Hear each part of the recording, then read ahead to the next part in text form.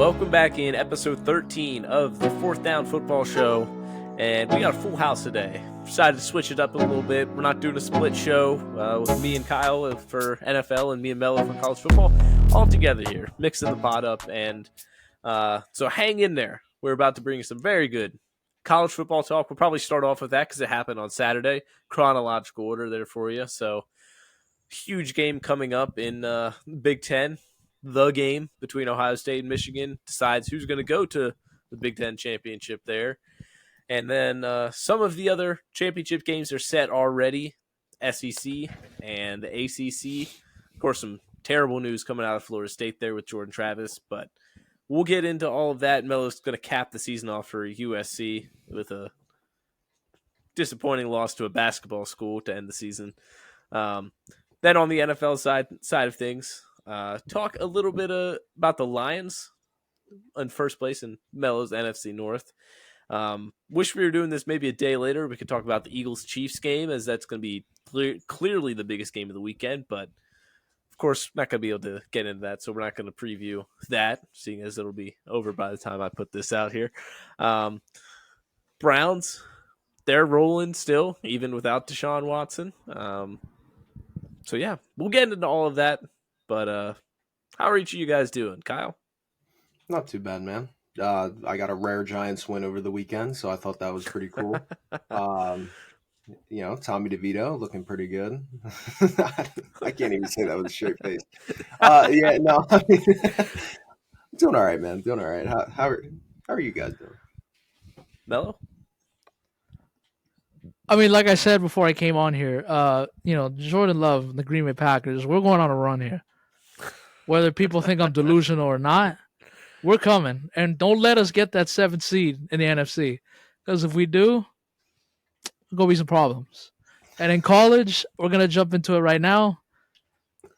USC fucked me again over the weekend. There's nowhere else I can put it. I'm sorry, man. There's no way else I can put it. I mean, disappointing end to a season where they had very high expectations, right? Yeah, exactly. And not fun being on Twitter over the weekend because you had, on top of USC fans that want Lincoln Riley fired and the sky is falling, you have UCLA fans who, listen, I know this is not the time and place to do it because they kicked our ass on Saturday in our home place, not taking that away from them, and they took back the bell, the victory bell, which is what we play for, some stupid bell. And then, UCLA fans piling on. Let me give you guys a little bit of history here. 8-4 for UCLA and beating USC is pretty effing good. That's the standard for UCLA football. So, they were dragging us down over the weekend because, they kicked our ass. But just remember, UCLA, 8-4. That's the standard at UCLA. It's pretty damn good. We don't do that at USC. I mean, don't let this confuse you. I know. Again, it's hard to say that this year. And then you got other fans. You got Utah fans who, again, don't let up. You got Oklahoma fans who won again on Saturday by USC losing. So you just pile after another, and then just not good. Not a pretty end to the season. 7-5. Yeah, after you mentioned it, national championship hopes. And you wasted, and Lincoln Riley, I'm looking specifically at you. You wasted Caleb Williams, a generational quarterback who just came off winning the Heisman Trophy. And if he didn't get hurt, I'm sorry to say to Utah fans, but we're probably playing in the college football playoff. I know I'm probably delusional with that too, but I'm going to stick to it. I need something to be happy about right now with this program. And then we come in the next year not firing the defensive coordinator after numerous times. This guy should have been out of here, shouldn't have brought him back, but evidently you chose your friends over the good of the program, and you wasted a generational quarterback in Caleb Williams. Now, Caleb Williams, he had his moments too where he probably wasn't playing great either. but he was the reason why USC won most of the games, if not all the games. If Caleb Williams is not your QB, this is probably a 5-7 team or a 4-8 team, something like that. Definitely. But completely disappointing. The honeymoon's over here in Los Angeles. We're tired of it. We want things to change. We want USC to go out and get a great defensive coordinator. And we want Lincoln Riley to figure out that this is not Norman, Oklahoma. This is Los Angeles, California. Some of the shit that you were able to get away with in Oklahoma, you can't get away with it here. The media is different. The fans are different. We care a lot more. And there's more eyeballs on you here in Los Angeles. And for a program that has been dying for some success for the last 15 years, go ask my dad, who has been through all the crap the last 10 years. Not happy. And we just want things to be different. And we thought when Lincoln Riley took over this program that things were going to change. And it did after year one, but we took another 2 steps back again in year 2. And I hope in year 3 we get a good defensive coordinator. I know Caleb Williams is not going to stay, but I hope he does. And I hope that Lincoln Riley figures it out, that he's got to look in the mirror and he's got to take a lot of the blame for this. 7-5 and a trip to the Cheez-It Bowl. Sounds yes, about right. Toilet bowl. Yeah, I mean, you're big disappointment to the season, and we won't spend too much time on them. We're talking about them for Melo's sake mostly. I mean, USC not even ranked It is my anymore. school. So yeah, exactly, it's his school.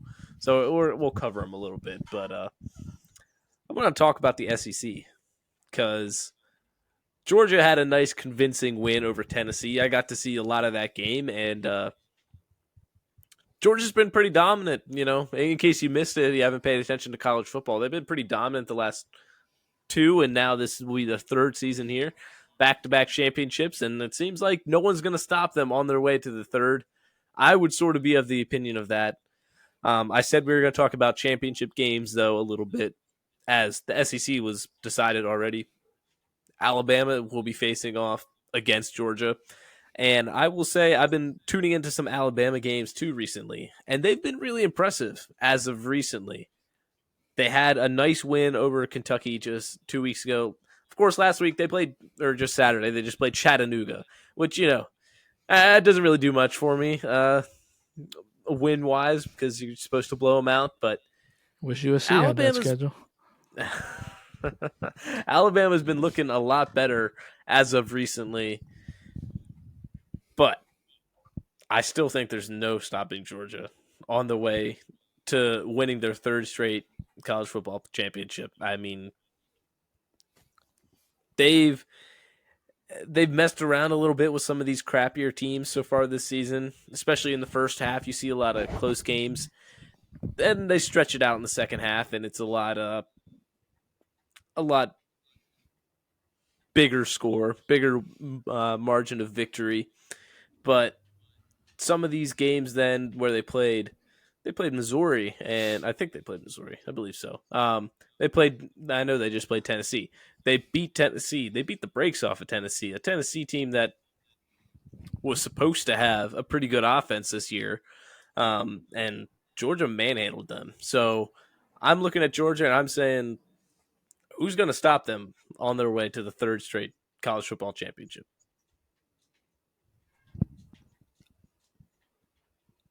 It could be this Alabama team. If they meet up again, if they meet up in 2 weeks, and I had mentioned this last week when we were talking about the playoff and stuff. If Alabama beats Georgia, they're going to get in. Sorry, there's no way around it. They're going to get in, especially if you beat Georgia. Now, Georgia's going to get in too, but they're not going to be the number 1 team in the nation anymore. But Georgia's great. They're a wagon, and they've won back-to-back national championships, but I could definitely see an Ohio State or a Michigan beating them. Now, I do. I just – listen, in playoff games, anything can happen. Now watch I say that Georgia's gonna manhandle everybody and they're gonna win it again. But I think this happened a lot with Alabama when they were on their run. I'm a little Georgia out. I kind of want to see somebody else in there, or at least Well, somebody win. I kind of want to see somebody win. I think that's part of the reason why I want to give teams like Ohio State and Michigan a shot at this. But until they actually do it, yeah, Georgia is going to be the favorites, and they should win it again this year. Unfortunately, it sort of seems like college football is sort of that way in general. Not a lot of parity. You sort of get the same teams most of the time. This general top 10 in the nation is about the same year to year. You're going to have the top four, like Mello just said, with Georgia, Michigan, Ohio State, and of course Alabama. Usually you'd have a Clemson in there, an Oklahoma, a Texas. You know, Penn State usually hangs around 15. Notre Dame finds themselves up in there. It's not a lot of parity in college football, but hopefully that can change a little bit in the future. USC ACC. 2024, we're coming. See, That's right. That's right. Yes. They're coming out here. we're gonna bring stuff back. The ACC championship is set already now. Florida State will be taking on Louisville. And you told me that last week before Saturday. I would have said Florida State is going to crush them. But now Florida State is going to be without Jordan Travis. Just a raunchy, nasty injury to his leg. Broken leg right in the open field there. And it's going to be tough to replace a guy who was competing to win the Heisman. Elite quarterbacks are few and far in between, and you see that in the NFL, what a difference it is between the starter and the backup a lot of times.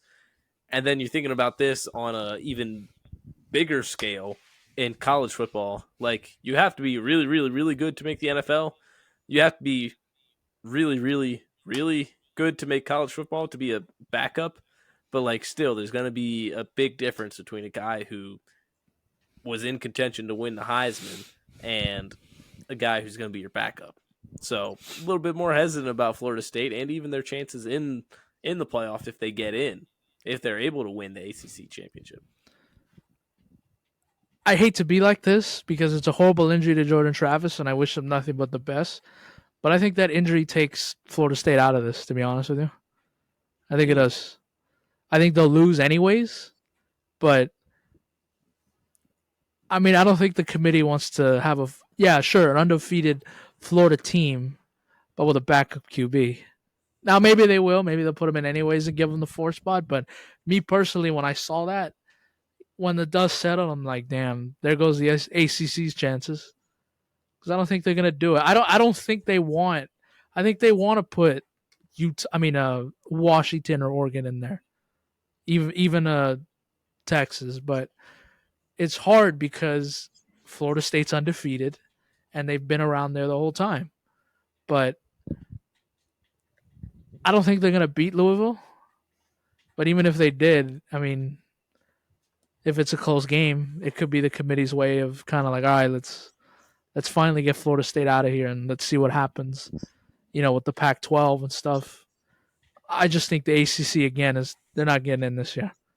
And it sucks because it's probably going to be due to a major injury to the quarterback, and it's unfortunate. Kyle? Yeah, good job, guys. Yeah, no, I mean, I really don't have any other thoughts. I haven't been tuned into college football. I mean, I watched Sam Hartman's revenge game against Wake Forest. I thought that was pretty cool. Gorgeous. Yeah, it was nice. But He's no, gorgeous. Yeah, but no, I agree with everything you guys said. You guys hit it on the head there for sure. Tough injury. Tough for a guy who's been there 5 seasons, I believe. He's been 5 or 6. He's been in college football. 5, I think.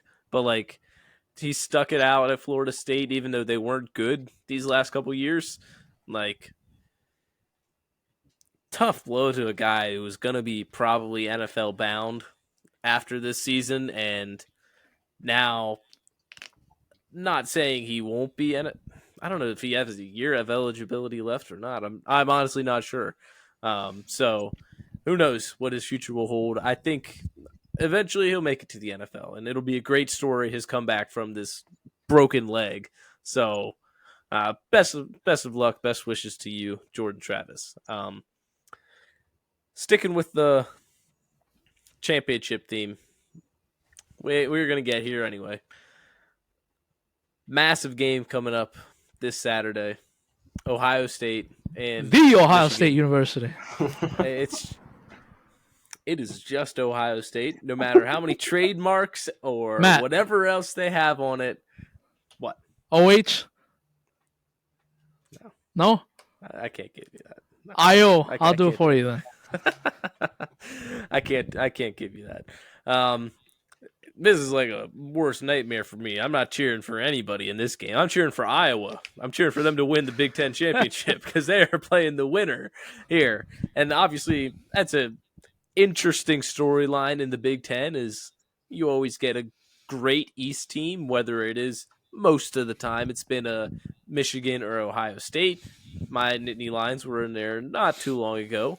But then you play a crappy West team who has no offense, a Wisconsin, Iowa, a Minnesota, a Northwestern, a Purdue, any of these teams, and it's like, all right, we didn't want to see Ohio State crush them by 30 in the championship game. We wanted to see a real game here in the championship game. We wanted to make Michigan, Ohio State the championship game. I mean, and of course, they'll be moving to that next year when the Big Ten does away with divisions, welcoming in our new friends from the West. But Michigan, Ohio State, all eyes are going to be on it. Some people say biggest rivalry in sports. I think that might be a little far to go, but it's top 5 rivalry, I'll definitely say. Expectations for this game, Mello? I have never been more excited for an Ohio State Michigan game than I am this year. There's so many good storylines coming into this. Ohio State, little bit under the radar a little bit. Haven't heard much of them, honestly, since that Notre Dame game when Ryan Day completely went off on the reporter. And then you have Michigan, who is dealing with this scandal with Jim Harbaugh, and he's been out the last 2 weeks, and the assistant coach crying and everything. It is so awesome that these two teams are going to be going into each other undefeated. And there's pressure on Ohio State to win on Saturday because you've lost 2 years in a row now. And you can make the argument that this is probably the best Michigan team that they've had in a while. Now, that was an easier conversation to have before, 2 weeks ago, but now everything's in question right now. But I got to give the slight edge to Michigan in this game. They're at home. They're probably still pissed off about their head coach is not going to be on the sidelines on Saturday.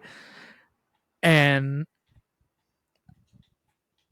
a close loss for Ohio State is not the end of the world.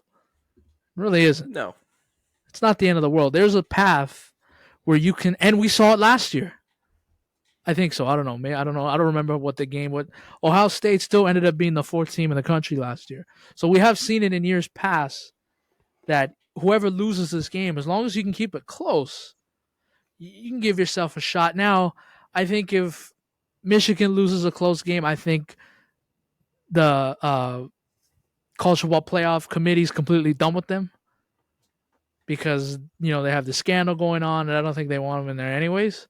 But it's going to be a great game, and I got to give the slight edge to Michigan, but I think we're in for a classic Saturday, and everybody should be watching that game.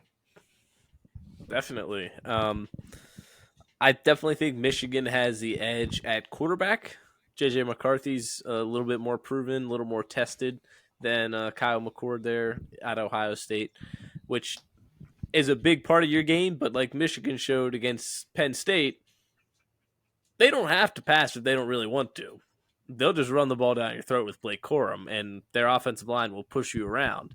Now, Ohio State's going to come to play, and they're gonna be prepared for that. They're of course going to be game planning against this run game, and I would have to guess they're going to try. They want the ball in JJ McCarthy's hands versus in Blake Corum's hands, so they're going to be game planning for that all game long. But I still think Michigan has the edge, like Melo said. They're just a little bit better everywhere around the edges. Not to take anything away from Ohio State, and the X factors for Ohio State are huge. Like a guy like Marvin Harrison and Emeka Ibuka there at the receivers, those are guys that just flip games around for you. So if Marvin Harrison has an insane game, there's no doubt in my mind that the Ohio State can win the game. I just think that Michigan has enough of the edges all around to cover that up and be able to win a close game and then go on and crush Iowa in the Big Ten championship, like I said. So, Kyle, any thoughts on the rivalry, the game? I mean, I've been out of touch with these two teams, but to be a little bit different, I'm going to say Ohio State wins. Why not? I'll Don't like that. I I don't like that. I don't like Ohio State. I don't think you like either result. I don't like Saturday. either any outcome. Well, I'm cheering for a good game, I guess. But I hope it gets rained out. To be honest with you, I'm not gonna be that guy. No, I wouldn't cheer for rain delay. I won't cheer for injuries. I'm not that kind of guy. I didn't say injuries. That you put that in your head. I didn't say that. I'd say I wouldn't do it. I wouldn't cheer for any of those. So, anything else in the college football world, Mello? If not, we're gonna hop right over to the NFL. Rivalry weekend is so much fun. Anything can happen. And remember, in the Pac-12, a lot of these teams are playing each other for the last time. So That's right. for a guy like me who loves watching Pac-12 football, as mediocre as it is sometimes, I'm going to be into, Washington State. I'm going to be watching Oregon State. That's going to be a great game. So, yeah, my USC is done. Thank God. There's other rivalries that I'm going to watch, especially in the Pac-12, and I'm going to enjoy it. All right, there you go. On the NFL side of things, we want to start in the NFC North. The Detroit Lions. No, not Green Bay. Not Green Bay. No. Jordan Love era is not a thing. It's just beginning. What is the thing? It just kind of stinks. So I put some Febreze on it. It's all right. We're all good. The Detroit Lions. We haven't talked about them a whole lot this year, but they've quietly been one of the best teams in the NFC. I won't say the best because they're probably a top 2, 3, depending who you ask. Probably 3, falling beneath the Niners and Eagles. But sitting at 8-2 right now, and you got to feel like the Lions are in firm control of the NFC North right now, right, Kyle? I would think so. It just, who else is going to challenge them, really? I mean, a Vikings team that's been dealing with injuries and taking a loss last night that they couldn't necessarily afford to against a kind of crappy Broncos team. But the Bears, they just got Justin Fields back. They're kind of a joke. The Packers, close your ears, delusional Mello. They're probably not really a threat this year. So it sort of seems like by default, it's going to be the Lions to win. But that doesn't mean they're a bad team just because they're winning by default, because so far they've shown that they're an elite team. No, and I sorry, agree. go for it. Go for it, Kyle. Sorry. No, it's the thing with this Lions team, right? Other than the Cinderella story, they've been shitty for how many years now, and they're finally turning things around. They have been consistent all season long. No matter who they're playing, good or bad, they're going out and doing their thing. Throw out the Ravens game. Throw out that one Ravens game where they got crushed. The one thing that I've seen from this team is the consistency, and that's what I like to see. The defense looks good. The offense looks good. I mean, the question marks that I had around Jared Goff going into this season, kind of out the window now a little bit. He's proving me wrong. I thought after Los Angeles he would be done for, especially, I mean, you go to Detroit. I mean, you had Matthew Stafford there for so many years, a quarterback who is a damn good quarterback. You know, he's proved it. But no, Jared Goff looks good. I feel like this Lions team finally has something to cheer for.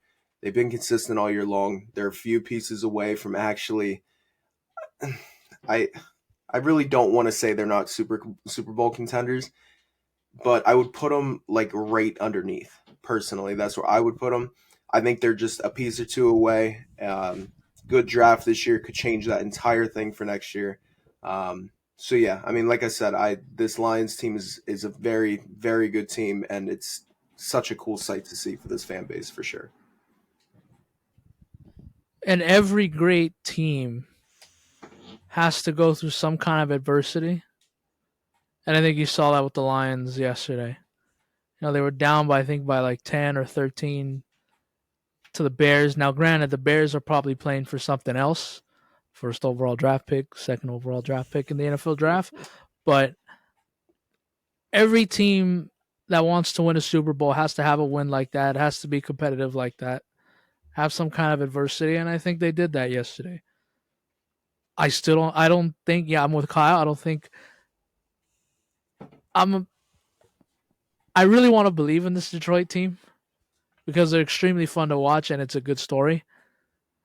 But I'm kind of with Kyle a little bit. I'm in that they're that first team, not a Super Bowl contender. Yep. But if they continue to play well, maybe by the time we get to January, maybe I'll put them in that tier. But I still need to see just a little bit more. Yep, I agree. That's fair. Their schedule, the rest of the season going forward here: Packers, Saints, Loss. Bears, Broncos, Vikings, Cowboys, Vikings to end the season. So, not a cakewalk. Even the bad teams in that stretch, like you would probably say the Bears, we just saw the Bears put up a decent fight against them. The Broncos, they've been turning around as of recently, 4 straight wins. We'll get into that in a minute here. The Vikings, great story with Josh Dobbs, like we said, and they've been not a bad team at all. They're going to get Justin Jefferson back here pretty soon. So you got to like where the Lions are at right now. Like I said, to start it all off, seems like they're locked to win the division, and they should be. I think they win their first game of the playoffs. I mean, I'm not sure who would be lining up that they're playing right now. Probably, I think they'd win against the Dallas. They I probably. don't know about that. Oh, you don't think I don't know so? about that. I don't think so. Hmm. Give me Big D all day. Hey, we clipped that right there. Damn All right. That's exactly how it sounded. Big D all day. Yep. Damn right. Yep. We just pause right there. Yeah. Yes. That. All right, settling back in here. I mean, if they face the joke of the NFC South division winner, I mean, whether it's the Saints or the Falcons, who knows how it's going to shake up. I guess Buccaneers are still in it at this point. I feel pretty good about that. There's a chance they get the bye, and they would be the number 1 seed, and then they wouldn't have to play anybody in the first round. I gotta like where the Lions are at. Enough Lions talk though, I guess. The Browns, the Cleveland Browns. I almost said Cincinnati. Jeez, Cleveland Browns. Yeah, I know. This guy doesn't know ball. I gotta get that ball knowledge. I'll tell you what. The Browns without Deshaun Watson now, no problem. What season is it, Mello? DTR season. That's right. Yes. Deshaun Watson can go back to getting massages 20 times a day. Mel or Kyle, I didn't know you had an exact replica of Deshaun Watson's towel hanging right behind you. That's a pretty cool little piece of history right there. Did he sign it for you? Yeah. Oh God. The Browns without Deshaun Watson, going up against a tough opponent in the Steelers. They were able to get it done, though. And the Steelers team, we all know the tale of the tape with the Steelers. Not a defense or not an offensive team at all. They're not going to win in a shootout. They're not going to put up any points really at all. But their defense is going to be good. Their run game's going to be okay. But really, Cleveland just sort of out-defensed them to win this, and DTR was capable enough to win this game for them. Browns, schedule going forward. Broncos, Rams, Jaguars, Bears, Texans, Jets, and Cincinnati to close out the season. And currently, right now in the division, sitting at 7-3, right behind the the Ravens, right behind the Ravens. Ravens having played one more game than them. So a Browns team that there was question marks with them entering the season because Deshaun Watson hadn't been his Texan self. And that's what sort of we were waiting for. And he really didn't gain that back this year, but it's been their defense that has been the real difference for them this year. They've been shutting down some of the top offenses in the league. And really that defensive line, starting with Myles Garrett, is going to be wreaking havoc for any quarterback that they're going up against. Yeah, and listen, I know I just said about DTR, he's not going to be the long-term answer here. And the Browns show that today by signing Joe Flacco, which I'm anxious to see how that works out. But I think if you're a Browns fan, you just want a shot. You just want a shot. You know, they're a lot like the Lions. They were bad for so many years. You know, and then they had that one year, the COVID year with Baker Mayfield, where they beat the Steelers, they blew them out, and then if you remember, they were like a touchdown away from beating the Chiefs in Arrowhead. And since then, it's been mediocre again. But if you're a Browns fan, you just want a shot. And right now, you're 7-3. Not only are you in the AFC playoff picture, you still got a great shot to win this division. And may I add, if I can pat myself on the back on a little bit, I said that Myles Garrett would win Defensive Player of the Year, and he is clearly the best defensive player in the National Football League right now, if not one of the best. And I know it's Myles Garrett. He was going to be in the conversation either way, so it's not that big of a deal that I got that right, almost, but this Browns team is not bad. They got the problem at quarterback, but not bad. Not bad. Yeah, so I'm kind of leaning towards Mello's opinion on this because this team is just, it's such a wild card to kind of predict, going back and forth like every single week when we do our predictions. I always say to myself, can the Browns pull this off? And more seemingly than not, I do side with them, and it's been working out for me recently. There's a little too many question marks surrounding this offense for me to actually get behind this team. The defense, there's no doubt about it. It's a damn good defense. I love watching their defense. It's just this offense is a little bit too lacking for me, if you know. So I don't know if I'm going to get behind them too much come playoff time, but as of right now, it's good for the fan base. That's what the Browns need. They need a little bit of love in their lives because, like Melo said, they made that won that one playoff game against the Browns or against the Steelers, and then end up losing to the Chiefs. But then kick Baker Mayfield out of town, the guy who took you to your first playoff game in forever, and you're like, nope, well, we don't want him anymore. Now, was that the right choice? May have been. Signing Deshaun Watson, yeah, probably was not the right choice. Real quick camera change here. I'm sure you can notice that on myself.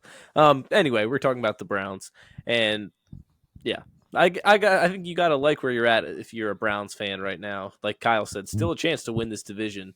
I think it was Kyle. Chance to win this division still. got to be holding out hope for that, and definitely feel good about your shots at making the playoffs at this point. I think last team we want to cover here, the Broncos. Get the win last night against the Vikings on Sunday Night Football. Close game. But now they've won 4 games straight here. And let Russ cook, I guess. I mean, he's been cooking recently. It's been a bit of a reversal. Russ hasn't put up crazy numbers this season. He's not throwing for 400 yards every game. He's probably throwing for like 250. But the big thing is he's not throwing the picks like he has been in the past. And, well, in his Broncos career past. So that's sort of the biggest part for me is if Russ cannot turn the ball over, this Broncos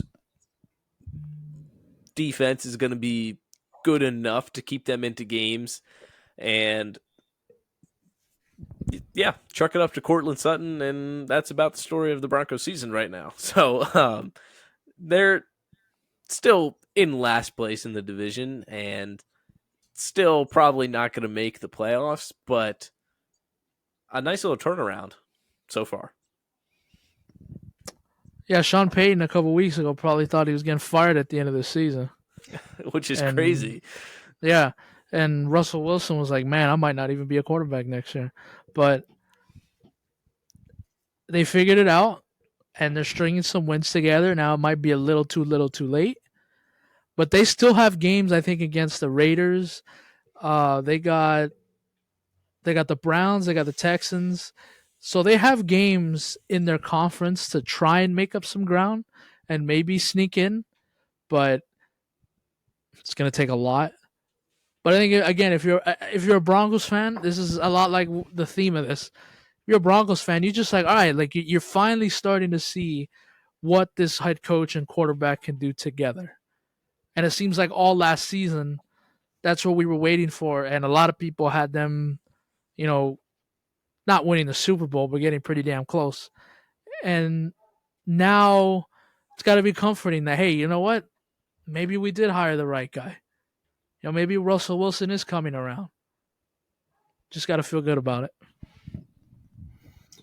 Listen, I hope I'm wrong with this, but this means nothing.